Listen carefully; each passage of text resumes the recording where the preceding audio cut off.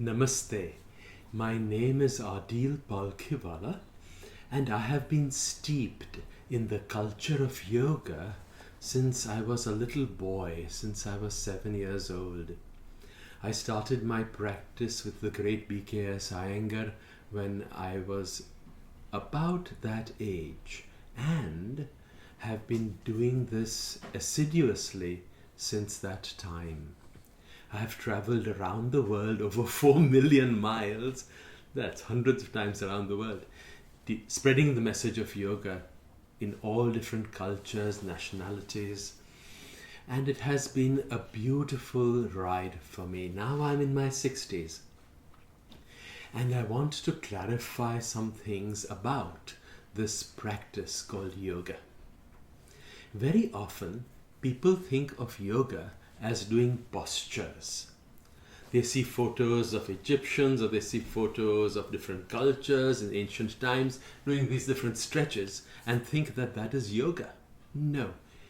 Yoga has almost nothing to do with performance of postures. Yoga is a lifestyle. Yoga is a methodology for getting to know yourself. The physical practice is the tiniest part of yoga, called asana. All the yoga texts are in Sanskrit, the language of ancient India. So whether you're looking at the root of yoga, which is thousands and thousands and thousands of years old, it comes from the Veda. The Veda is the root of knowledge for all human beings. And it is from the Veda that we get the knowledge of how to live a lifestyle where you are in harmony with your spirit, your body, and your mind. That is yoga. Because the word yoga itself comes from the Sanskrit word yuj, which means to unite.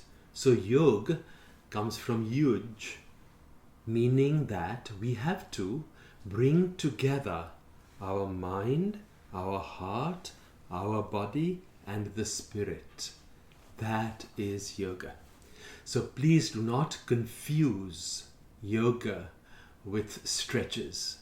Do not confuse yoga with jumping around in a hot room. Do not confuse yoga with contortionism. Even though the practice of yoga requires you to have a vibrant body and a clear mind, that is the tiniest part of yoga. Real yoga begins after you have done all the cleansings and all the stretches and all the focusing and all the meditation. Yes, meditation too is a part of this ancient system from India. So when you've done all that, after you've done all that, now begins the process of yoga. The greatest yogi of modern times was the Bengali Indian Sri Aurobindo, who lived in Pondicherry, and his mighty practice clarified in one sentence what yoga is. And the great master said unequivocally, all life is yoga. All life is yoga. What does that mean? That means that everything I think is either a yogic thought or an unyogic thought. It either brings me closer to myself or moves me away from myself. Every time I speak, or every time I communicate, whether I send a text message, or whether I send an email, or whether I put a post on Facebook, is that post creating more harmony? Is that post more loving so that the world feels more united? Or is it a post that creates division? So the words I speak, the actions I make, and the thoughts I think, the three different ways in which we actually behave, thinking, speaking, and acting. In the ancient Zoroastrian culture, it was called Humata, Hukta, and Huvrashta. Later, called Manashni, Gavashni, Kunashni. The mind, the speech, and the action, Kuna. All that, when it is delivered, when it is thought, when it is spoken, when it is acted, with the intention of creating a more peaceful world, with the intention of understanding each other, with the intention of having harmonious relationships rather than acrimonious argument. When we have this thought, speech, and action in tune with unity, then we are living yoga.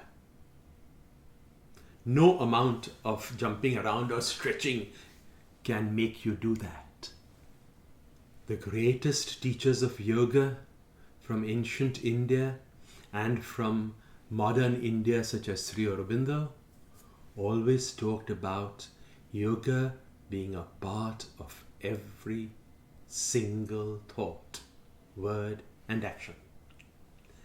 So, please do not confuse yoga with asana, with stretching, because humanity has stretched since the very beginning. The caveman used to stretch. Everybody stretched.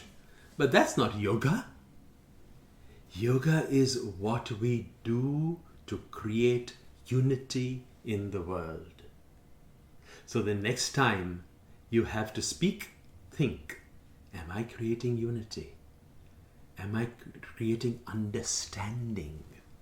The next time you have to act, think, is this action going to benefit humanity, or is it only for my ego? Therefore, the enemy of yoga is the ego. Remember this very, very powerfully. Patanjali puts the ego as the klesha. Patanjali is the man who codified yoga around the time of the Buddha, 2500 years ago, 500 BCE. And Patanjali took the ancient knowledge from ancient India and put it together in 196 sutra. Sutra means thread. And that thread explains the principles of yoga. And there he says the obstacle to the practice of yoga is ego. So the next time you're thinking, the next time you're speaking, the next time you're acting, is it an action from love or is it an action from ego? Then you know whether you're living yoga or not.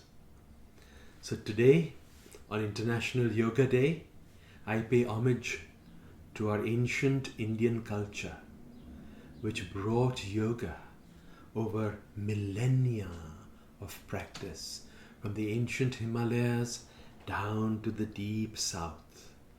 The culture of yoga and the tradition that grew out of India. From Sri Aurobindo in modern times and B.K.S. Iyengar in asana, all the way to the Vedic scholars lost in ancient history. I bow to you.